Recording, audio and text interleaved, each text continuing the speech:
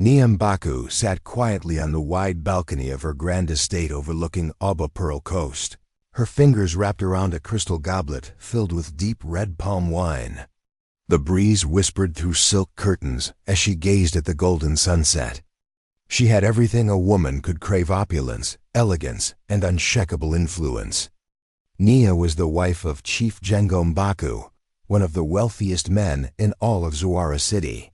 His empire stretched far and wide, real estate holdings, oil fields, and transport ventures all bearing his name. Wealth flowed into their lives like the river Nzuwa during flood season, never ceasing.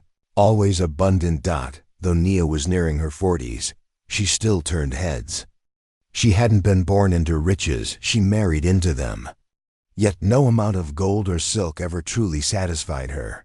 There was always a restless hunger in her chest, a storm that whispered, "More."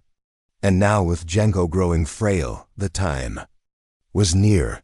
He had suffered a terrible stroke the year before, and though he was slowly recovering, the air around him now carried the scent of endings. Nia knew the moment was coming, and when it did, she would not stand aside.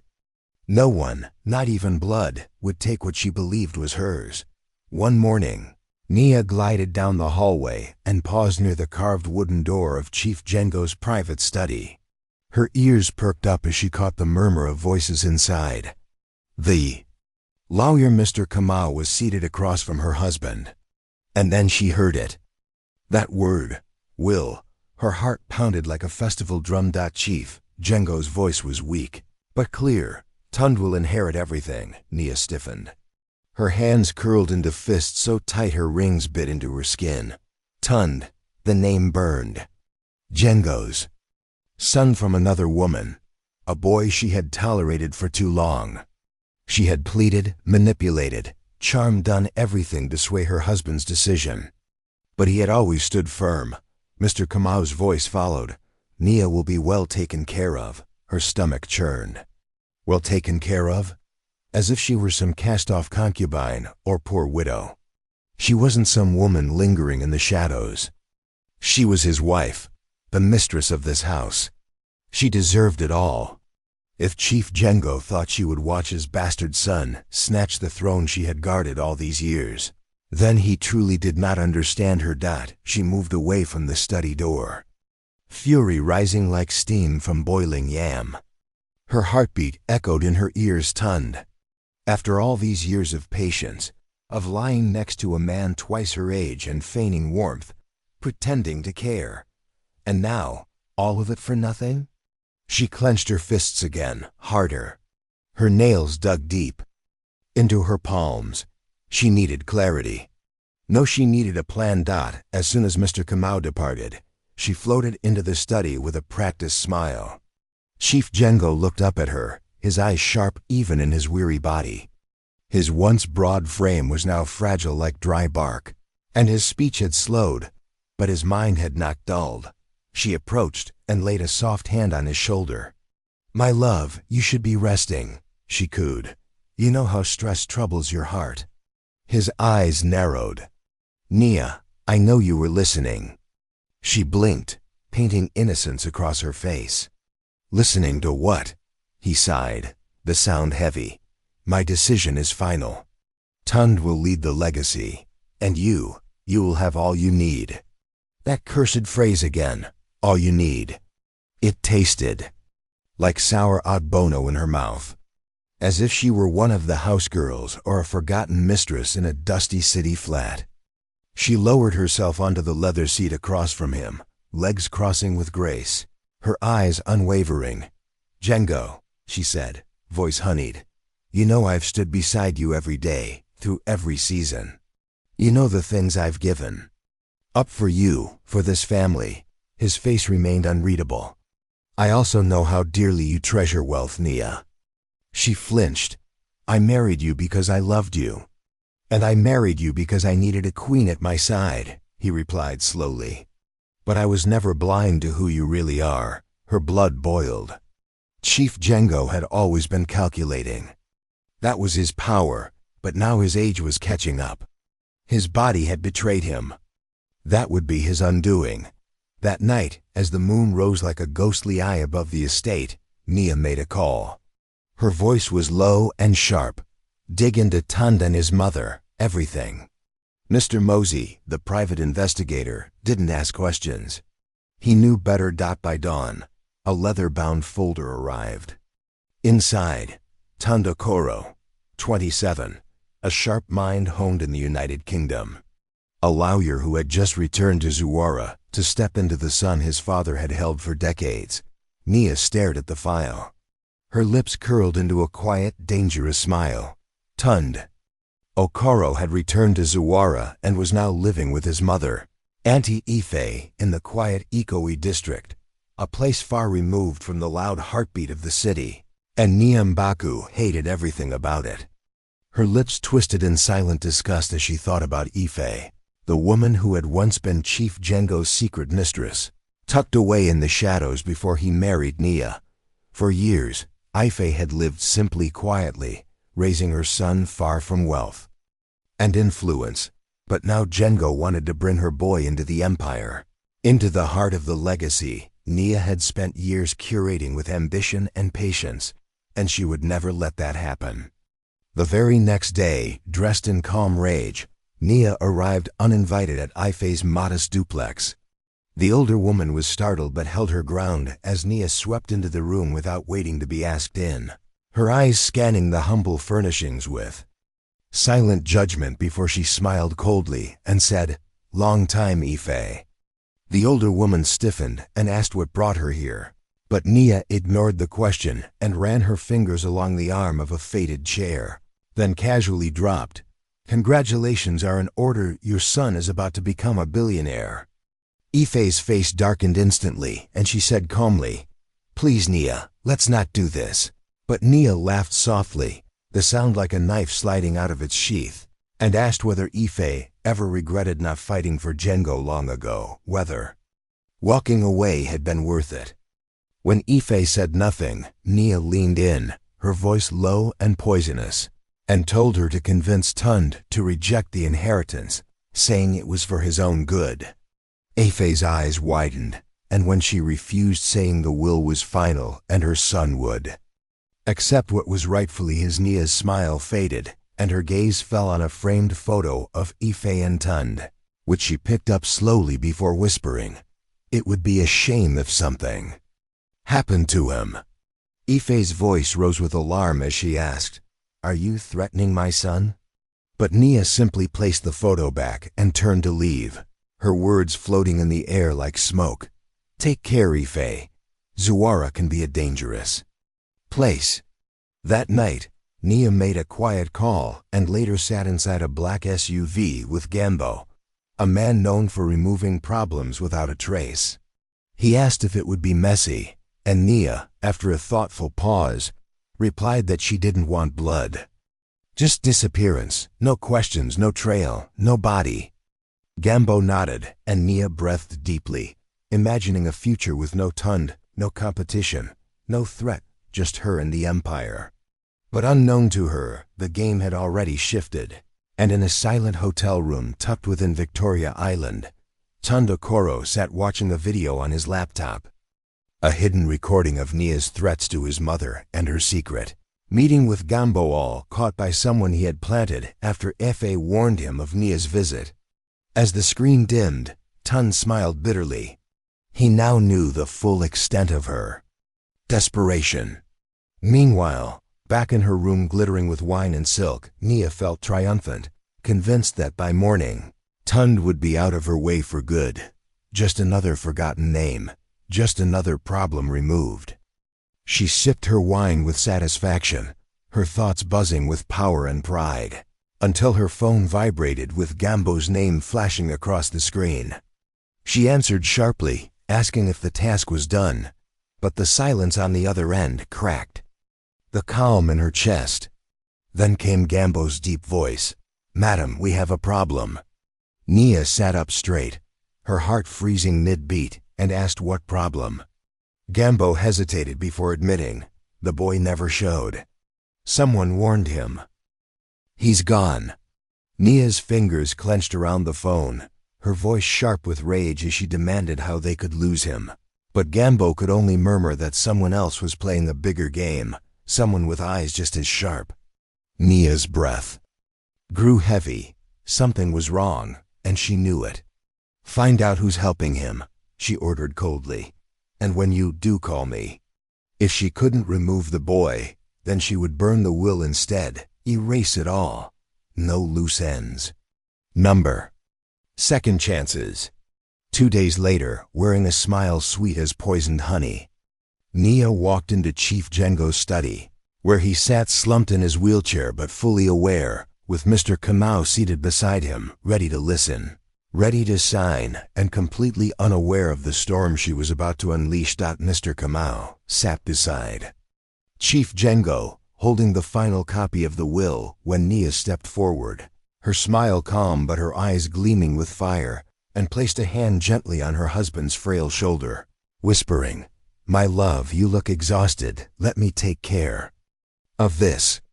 Jengo studied her with a long knowing stare before giving a slow nod, and as Nia turned to Kamau, she extended her hand with graceful confidence.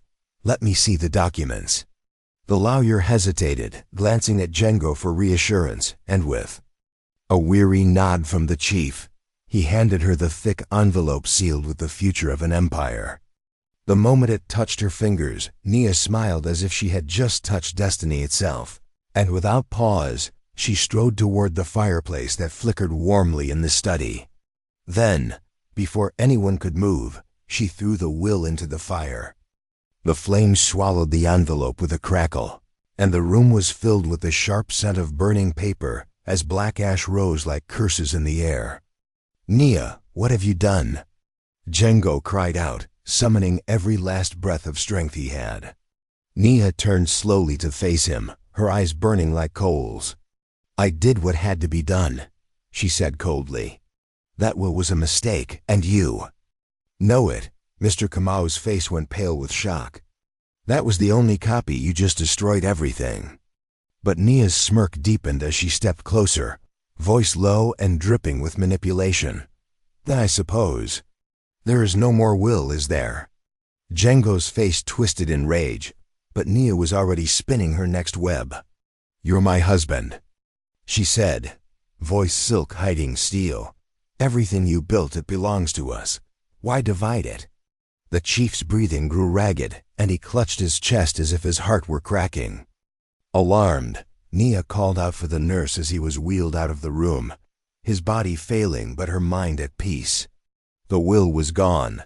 Now all she had to do was wait for the inevitable. What she didn't know was that Tund was already 3 moves ahead.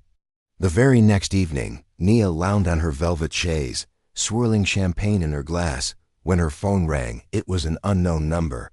She hesitated, then answered, "Hello?" A voice slid through the speaker, smooth and familiar. "Hello, Nia." Her heart nearly stopped. "Tund?" she said, forcing a calm tone. "What a surprise.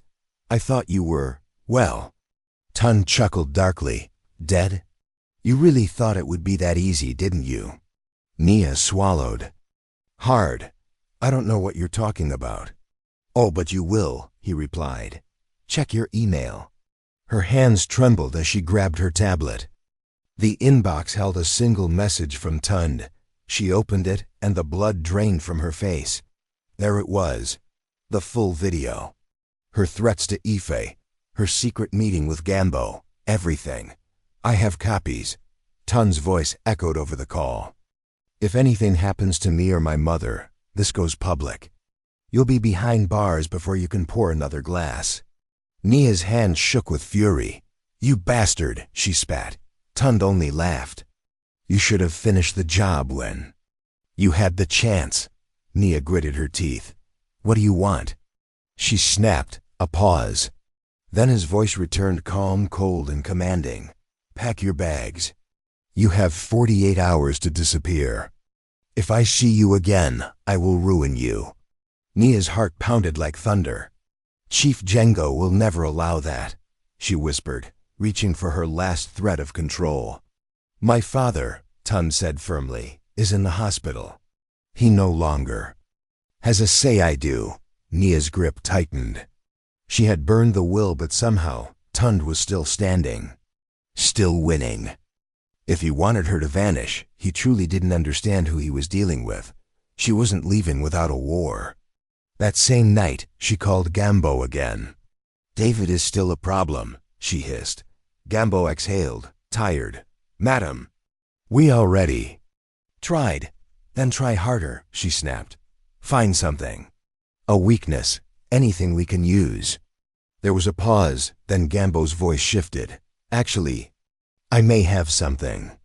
Nia's eyes lit with sharp curiosity. Tell me.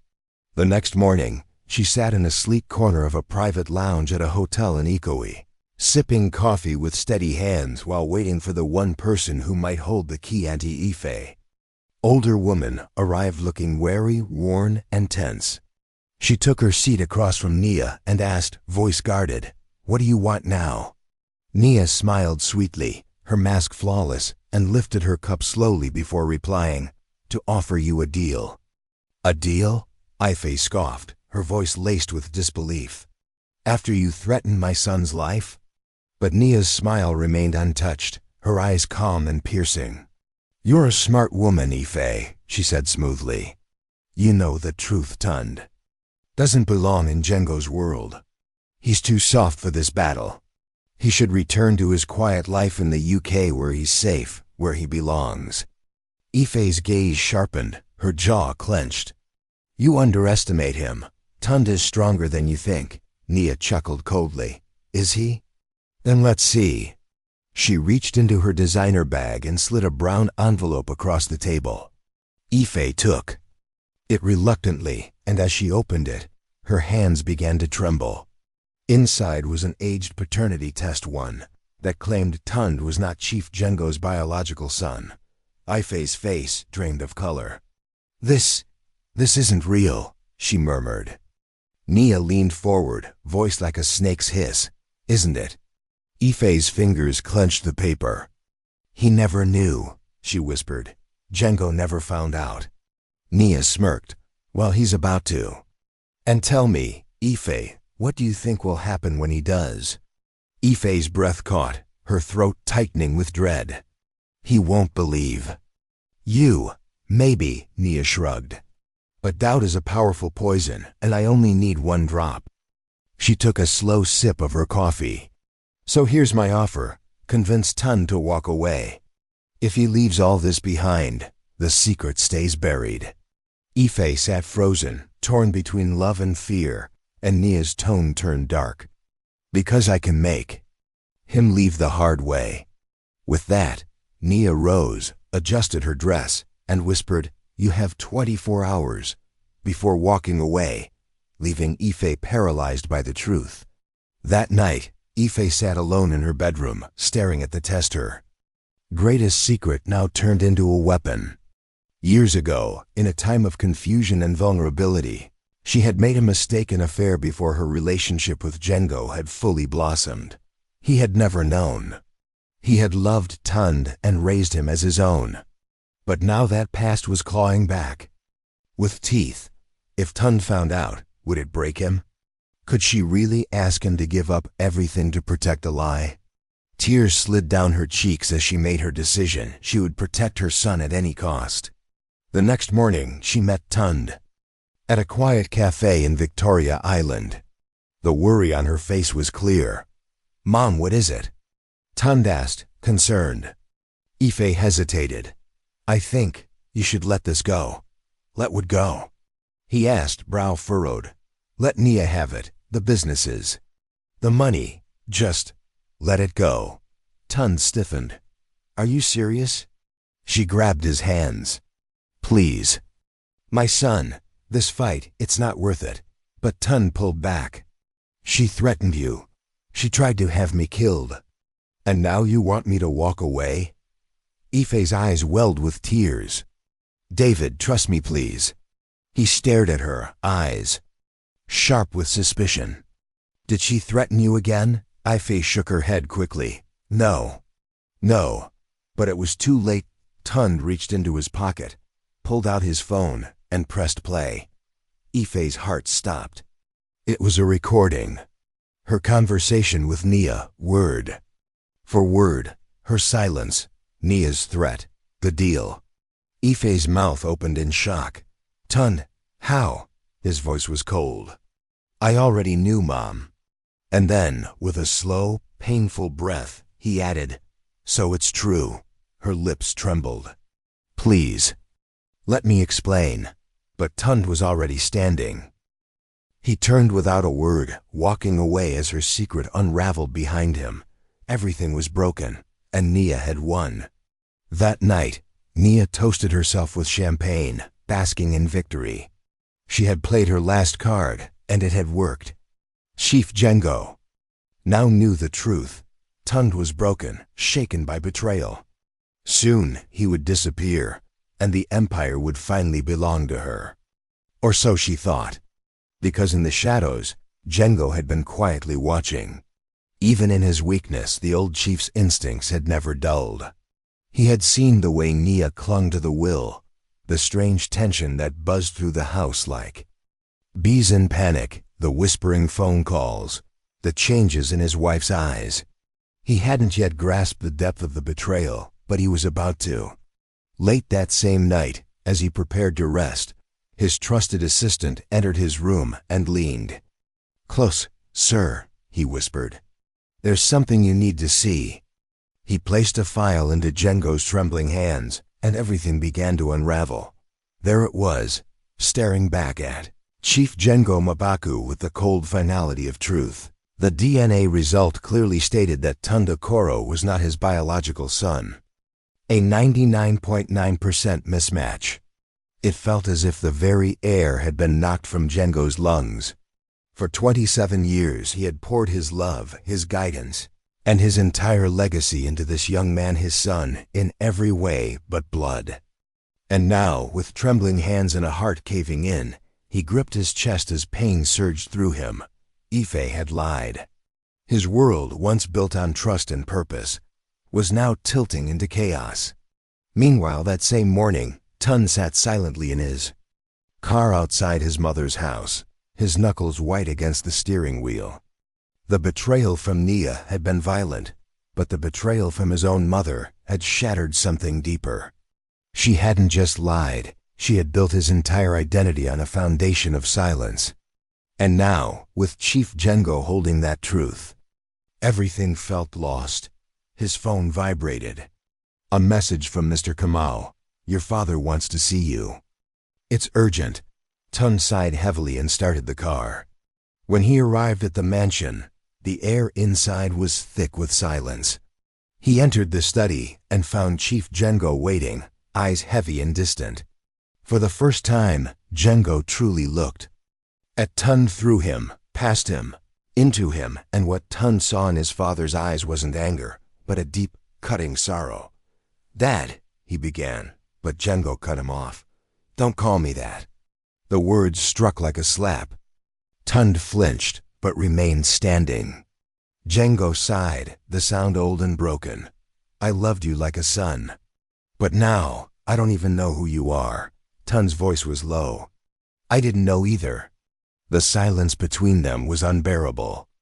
Then slowly, Chief Django said, I don't blame you. But I cannot hand my empire to someone who isn't of my blood. Tund turned away, chest tightening.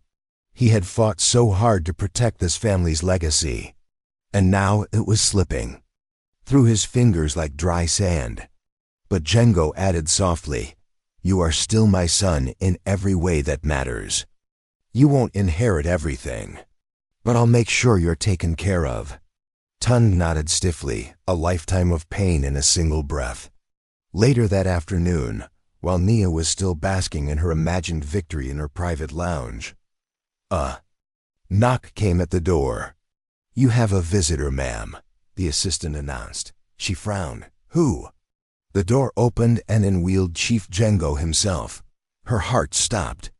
Darling, you should be resting. Cut the nonsense. He snapped, voice firm and full of fire. Nia froze as Django's eyes bore into hers. I know what you did, Nia. She blinked. I don't. The threats. The hired killer. the conspiracy. I know it all. She stood speechless. I gave you everything, and you tried to murder my son. What kind of woman are you? Her lips parted, but no sound came. Pack your things, he said coldly. You're leaving this house today. She stepped forward, desperate. Django, please. Security. He called. 2 guards entered immediately. Nia fell to her knees, her voice shaking. Please, Django, you can't do this. But he turned away. Watch me. As the guards dragged her out, her cries echoed through the halls, but he never looked back. Nia Mbaku had burned the will, but in doing so, she had burned herself. Months later, Chief Django officially named his new heir, his loyal nephew, a promising young businessman he had quietly mentored for years. Tund received a generous settlement enough to live comfortably, but he no longer held a place in the empire he once tried to protect. He could have fought, he could have exposed everything. But he didn't. Instead, he packed his bags and left Zuwara behind. There were no goodbyes, no last looks. Just a man walking into a new future, because for the first time in his life, he was no longer the chosen son. And perhaps, finally, that was exactly what he needed to become who he truly was.